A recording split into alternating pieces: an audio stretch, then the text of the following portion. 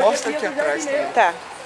Hoje é dia do jardineiro. Olha aí, Raquel, vem cá você. Vem aqui, Linda. Que floresça e que traga bastante frutos aí. Também. Eu? Obrigada, obrigada. Esse é Amora, não é? Esse é Amora? Não, esse é em fevereiro. Mas... Acabou?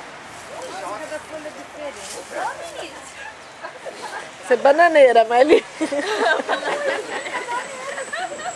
Ô Marli, você é bióloga, você tem que saber. Aí é jabuticaba? Você tem que saber, Marli. Você sabe que tem framboesa lá? Bom, Você tem que aparecer no gosto. no final esse é um trabalho maravilhoso que você faz. É bananeira, velho. Tanta coisa afetando ultimamente. Estresse. Falei que isso aqui é o de menos. Ai, imagina. Falei que, nossa, meus hormônios essa semana não estão bem, viu? Tá louco. Você acha que se estressa mais? Fica mais sensível? Eu não gosto de injustiça, velho.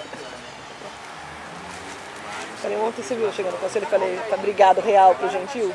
Que eu fui na real encomendar, cheguei hoje lá, minha encomenda não tava. Não.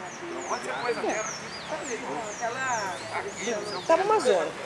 Um monte de gente tentando lá pegar as coisas e a minha não tava. Daí você escolhe outra coisa, sabe assim? E daí essas coisas que me irritam, quando sai do meu planejamento. Nossa. Eu tô temeroso, a Vera tá olhando muito pra cá, É? sabe? Vai crescer, ela conhece um cara que mexe com madeira. Que eu quero.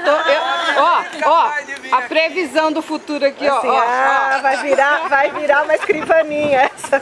Olha isso. Vai virar um dossel pro meu quarto. gente, obrigado.